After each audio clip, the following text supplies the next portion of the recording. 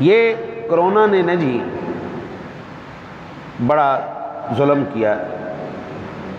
Corona نے کیا ظلم کرنا ہے، ہم نے اپنی جانوں پہ خود ظلم کیا ہے۔ ہم نے اپنی جانوں پہ خود ظلم کیا ہے۔ کئی لوگوں کی نوکریوں کا صفحہ چٹ ہو گیا۔ کئی کمپنیوں نے نوکریوں سے اپنے ملازموں کو نکال دیا، بے روزگار ہو گئے۔ اس کا فائدہ کیا ہوا، اس کا نقصان کیا ہوا؟ لوگ جرائم کی طرف متوجہ ہو گئے، جرم کی طرف متوجہ ہو چکے۔ جرائم کی ریشو اتنی بڑھ گئی ہے، الامان علی فیس۔ اللہ عقل دے، دیکھو کیسے یہ لوگ ہیں، MBA کیا ہوا ہے، فلانا کیا ہوا ہے، بزنس مینجمنٹ پڑھی ہوئی ہے، فلانا پڑھا ہوا ہے، باہر سے ڈگریاں لے کے آئے ہوئے ہیں اور لوگوں کو بے روزگار کیے جا رہے ہیں۔ وہ کیا پڑھا ہوا ہے؟ میرے جیسے ایک طالب علم سے پوچھ لو، میں تمہیں حل بتا دوں۔ اور بابا جب مشکل آ جائے، میرے آقا نبی اکرم صلی اللہ علیہ وسلم نے ریاست مدینہ کا جو قانون بنایا تھا اسی سے سبق سیکھ لیتے ہیں۔ بھائی جو ہجرت کر کے آئے ان کے پلے کچھ بھی نہیں تھا، بالکل سب کچھ چھوڑ چھاڑ آئے تھے، پلے کچھ بھی نہیں تھا۔ کریم آقا جی نے کیا کیا؟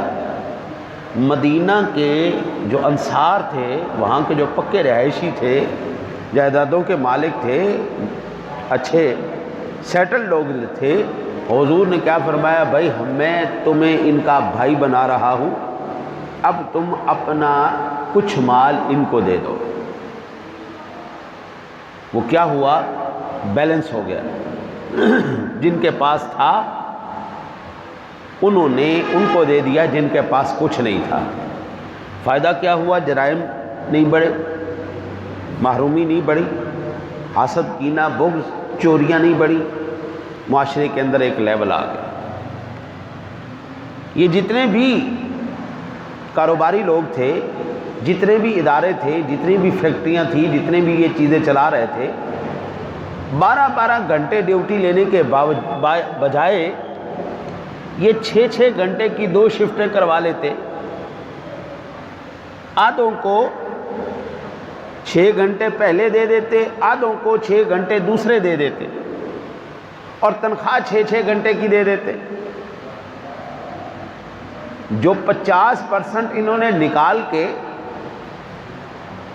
50% کو نوکریاں دیں، 50% بالکل فارغ ہو گئے، وہ جرائم کی طرف چل پڑے، محرومیوں کی طرف چل پڑے۔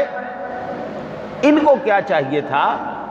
50% لوگوں کو فارغ کرنے کی بجائے 100% کے 2 حصے کرتے، 12 گھنٹے کی بجائے 6 گھنٹے کرتے، ان میں 6 گھنٹے کی وہ شفٹیں کر دیتے، 6 گھنٹے کی تنخواہ دیتے، اور ان کو چاہیے یہ تھا کہ وہ چوری کی طرف راغب نہ ہو، ان کا چولہا جلتا رہے۔ بھئی چولہا جلتا رہے، مجھے ایمان سے بتاؤ، مجھے روٹی دیتا رہے اللہ، میرا سبب لگا رہے، میرا دماغ خراب ہوا میں چوری کی طرف نکلوں؟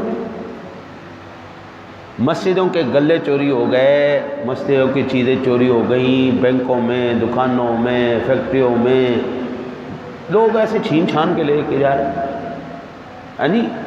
تو یہ جرم کس نے بڑھایا؟ ان پڑھے لکھے لوگوں نے۔ ہمیں یہ لوگ دینی لوگوں کو جاہل کہتے ہیں نا، اس جاہل نے تمہیں ایسا نسخہ بتایا ہے میرے مصطفیٰ کی سنت کا کہ جو پورے معاشرے کے اندر توازن کو ایسے برقرار رکھتا، گڑبڑانے نہیں دیتا۔ آپ کے وزیر اعظم کا ویسے بھی سلوگن ہے نا جی، گھبرانا نہیں ہے۔ سب سے پہلے تو آپ نے گھبرانا نہیں ہے، ہم آپ کی کھال بھی اتاریں گے لیکن آپ نے گھبرانا نہیں ہے۔ اور ریاست مدینہ کا اصول تو یہ ہے نا جی، اور خدا کا واسطہ ہوں تے گھبرا لین دیو، ہوں تے پہلے کچھ بھی نہیں رہا غریباں دے۔ اتو رمضان شریف آ رہا ہے، ایک لاک ڈاؤن لا دینا ہے، کوئی ریڑھی والا، کوئی بھی مزدور آدمی باہر نہیں نکل سکے گا، وہ نہیں بھوکے مار جائے۔ او بابا اللہ تعالیٰ نے تم باہر سے پڑھ کے آئے ہوئے ہو، کیا تمہاری عقلیں؟ اتنی بات نہیں سمجھ سکتے؟ 8 گھنٹے اگر تمہارا دفتر چلتا ہے، 4 گھنٹے کی 2 شفٹیں کر دو، 50% کو پہلے 4 گھنٹے کی شفٹ دو، باقی 50% کو دوسرے 4 گھنٹے کی دو، تمہارا دفتر بھی چلتا رہے گا، ان کو 4 گھنٹے کی تنخواہ بھی مل جائے گی، ان کے گھر کی روٹی چولہا بھی جلتا رہے گا۔ چوری کی طرف کوئی نہیں آئے گا، ڈکیتی کی طرف کوئی نہیں آئے گا۔ اب مہینہ رمضان کا بھی ہوگا، لوگ چوریاں بھی کریں گے، مہینہ رمضان کا بھی ہوگا، لوگ جرائم بھی کریں گے۔ اور نہیں ہمارے ملک پاکستان کو یہ اللہ نے اعزاز عطا فرمایا، اتنا گولڈن مائنڈ ہے ہمارا کہ میں کہتا ہوں اخیر کر دیتے جی، بے ایمانی میں، ٹھگ بازی میں، چوری میں ہمارا اتنا دماغ چلتا ہے نا۔ اخیر لو، اب میں آپ کو ایک چوری کا نیا طریقہ کار بتاؤں، آپ کی عقلیں حیران ہو جائیں گی۔ یہ میرا خیال ہے ARY نیوز والے ہیں، سر عام نام ہے جی پروگرام کا، اقرار الحسن اس کو ہوسٹ کرتا ہے۔ اس نے ایک نیا سکینڈل پکڑا کہ ایک گروپ نے مل کر پاکستان کا سب سے بڑا سکیم، ایک گروپ نے مل کر آپ لوگوں کے جب آپ انگوٹھا لگاتے ہیں نا جی کسی بھی دفتر میں کسی بھی جگہ، انہوں نے انگوٹھوں کی مہریں بنا لی ہیں، انگوٹھے کے نشان اٹھا کے اس کو کمپیوٹر میں ڈالا، اس سے مہریں بنوا لی۔ اب ایک بندے کو پتہ ہی نہیں ہے، اس کے نام پہ پراپرٹیاں بھی ہیں، اس کے نام پہ چوری بھی ہو رہی ہے، اس کے نام پہ ڈکیتی بھی ہو رہی ہے، اس کا اکاؤنٹ بھی خالی ہو رہا ہے اور اس کے بینک بیلنس بھی اڑتے جا رہے ہیں۔